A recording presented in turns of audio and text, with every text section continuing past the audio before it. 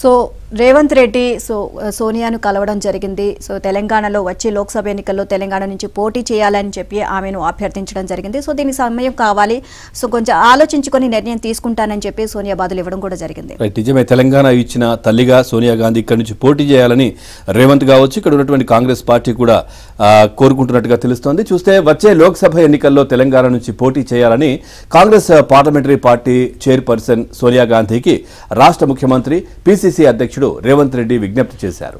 ఈ మేరకు పిసిసి తీర్మానం కూడా చేసిందని, ప్రత్యేక రాష్ట్రం ఇచ్చిన తల్లిగా రాష్ట్ర ప్రజలు ఆమెను గుర్తిస్తున్నందున తెలంగాణ నుంచి పోటీ చేయాలని కోరుతున్నట్లు చెప్పారు. దీనికి స్పందించిన సోనియా సరైన సమయంలో నిర్ణయం తీసుకుంటారని తెలిపారు.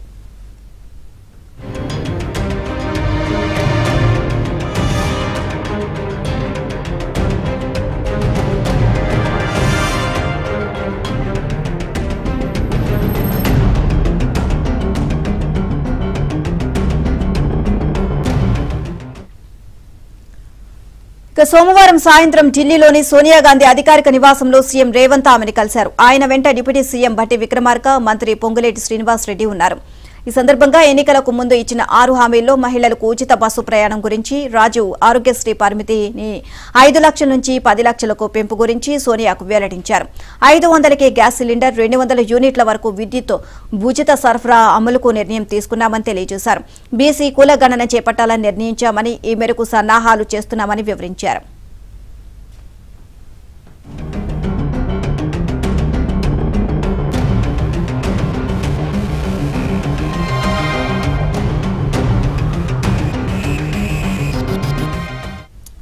అలాగే లోక్సభ ఎన్నికల్లో రాష్ట్రంలో అత్యధిక స్థానాలు సాధించేందుకు ప్రయత్నిస్తున్నామని, ఆ దిశగా ఇప్పటికే అన్ని సన్నాహాలు పూర్తి చేశామని సీఎం రేవంత్ రెడ్డి సోనియాకు చెప్పారు.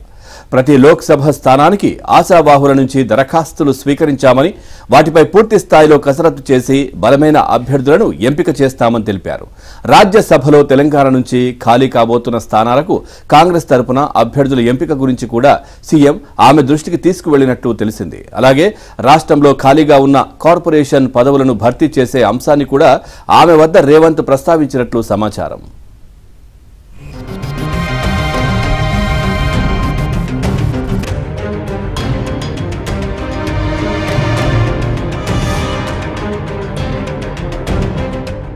కాంగ్రెస్ అగ్రనేత రాహుల్ గాంధీ భారత్ న్యాయ యాత్రలో సీఎం రేవంత్ సోమవారం పాల్గొన్నారు. జార్ఖండ్ రాజధాని రాంచీలో కొనసాగుతున్న ఈ యాత్రలో రాహుల్ ను ఆయన కలిసి మాట్లాడారు. రాష్ట్రంలో అమలు చేస్తున్న మహిళలకు ఉచిత బస్సు ప్రయాణం, రాజీవ్ ఆరోగ్యశ్రీ పరిమితి పెంపు గురించి రాహుల్ కు వివరించారు. పార్లమెంట్ ఎన్నికల్లో సోనియా తెలంగాణ నుంచి పోటీ చేసేలా చూడాలని విజ్ఞప్తి చేశారు. లోక్సభ ఎన్నికలకు పార్టీ నేతలు, శ్రేణులు సిద్దమవుతున్న తీరును రాహుల్ గాంధీకి ముఖ్యమంత్రి వివరించారు. ముఖ్యమంత్రి వెంట ఉప ముఖ్యమంత్రి భట్టి విక్రమార్క, మంత్రి పొంగులేటి శ్రీనివాస్ రెడ్డి ఉన్నారు.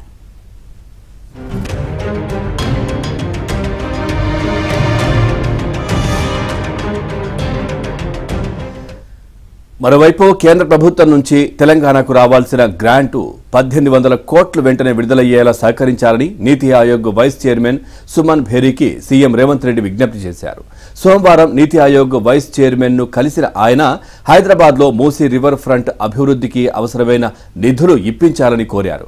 ఇందుకు అవసరమైన ప్రపంచ బ్యాంక్ ఎయిడ్ నిధుల విడుదలకు మద్దతు ఇవ్వాలని అభ్యర్థించారు. రాష్ట్రంలో తాగునీటి సరఫరాకు అవసరమైన నిధులతో ఇవ్వడంతో పాటు వైద్య, ఆరోగ్య, విద్యా రంగాల్లో తమ ప్రభుత్వం తీసుకురానున్న సంస్కరణలను మద్దతు ఇవ్వాలని కోరారు.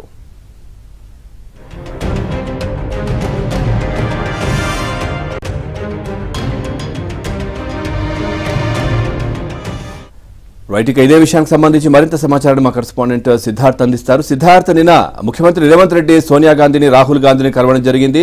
సో దాంట్లో రాష్ట్రానికి సంబంధించిన అంశాలు, కాంగ్రెస్ పార్టీకి సంబంధించిన అంశాలు కూడా చాలా చర్చకు వచ్చిన అంశాన్ని మనం చూసాం. సో అప్డేట్స్ ఏంటి, ఇంకేమైనా?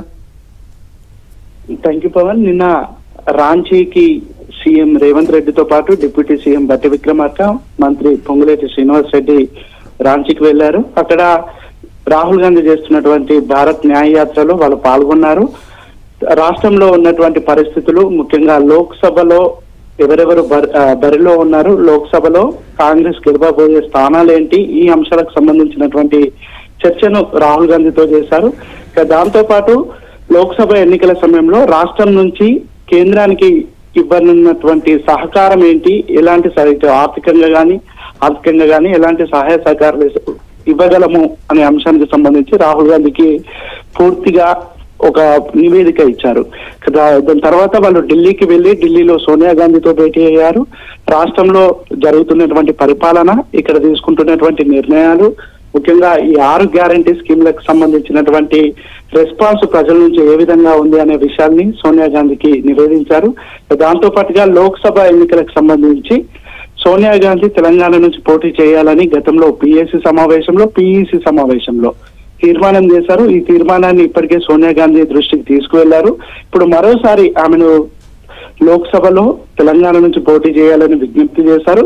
దాంతో పాటుగా రాష్ట్రంలో తెలంగాణలో కాంగ్రెస్ గెలవగలిగే స్థానాలు ఏ విధంగా ఉన్నాయి, వాటిలో బరిలో ఎవరున్నారు, వాళ్లకు టికెట్లు ఎవరెవరికి ఇవ్వబోతున్నామనే అంశానికి సంబంధించిన చర్చ జరిగింది. ఇక రాజ్యసభకి సంబంధించి 2 స్థానాలు కాంగ్రెస్ పార్టీకి వస్తాయి తెలంగాణ నుంచి. అందులో ఒకటి ఏఐసిసికి ఇస్తారు. ఆ ఏఐసిసి నుంచి ఎవరిని నామినేట్ చేయాలనే అంశానికి సంబంధించి సోనియా గాంధీకి ఇన్పుట్స్ ఇచ్చినట్టు తెలుస్తా ఉంది. ఇక కార్పొరేషన్ చైర్మన్ల భర్తీ, నామినేటెడ్ పోస్టుల భర్తీకి సంబంధించినటువంటి అంశాన్ని కూడా సోనియా గాంధీతో డిస్కస్ చేసినట్టు తెలుస్తోంది. ఇప్పుడు అన్ని రాష్ట్రాలతో పోలిస్తే తెలంగాణలోనే లోక్సభ స్థానాలు ఎక్కువగా గెలవగలిగే కాన్ఫిడెన్స్ లో తెలంగాణ కాంగ్రెస్ పార్టీ ఉంది. మిగతా రాష్ట్రాలతో పోలిస్తే తెలంగాణలో ఒక 10కి పైగా ఈజీగా గెలవగలిగే స్థానాలు ఉన్నాయి. ఈ 10 స్థానాలను గెలవగలతో పాటు ఇక్కడ ఉన్నటువంటి కీలక నాయకులు వేరే రాష్ట్రాలకు వెళ్లి ప్రచారం చేయడానికి కూడా సిద్ధంగా ఉన్నామని సోనియా గాంధీకి, రాహుల్ గాంధీకి చెప్పినటువంటి సిచ్యువేషన్ ఉంది. సో ఈ పూర్తి విషయాలను, దాంతోపాటు రాష్ట్రంలో జరుగుతున్నటువంటి పరిపాలన, దాని నుంచి ప్రజల నుంచి వస్తున్నటువంటి రెస్పాన్స్, త్వరలో తీసుకోబోతున్నటువంటి నిర్ణయాలకు సంబంధించి సోనియా గాంధీకి చెప్పినట్టు తెలుస్తా ఉంది. ఇక మరోసారి ఆమెను తెలంగాణ నుంచి పోటీ చేస్తే దాని వల్ల ఉండే ఇంపాక్ట్ అది కేవలం తెలంగాణకే కాదు, పూర్తిగా సౌత్ ఇండియాపై దాని ఇంపాక్ట్ ఉంటుంది అనే విషయాన్ని సోనియా గాంధీకి కన్వే చేశారు. సోనియా గాంధీ కూడా లోక్సభలో తెలంగాణ నుంచి పోటీ చేసే అంశాన్ని పార్టీతో ఒకసారి డిస్కస్ చేసి ఆలోచించి చెప్తారని కూడా రేవంత్ రెడ్డికి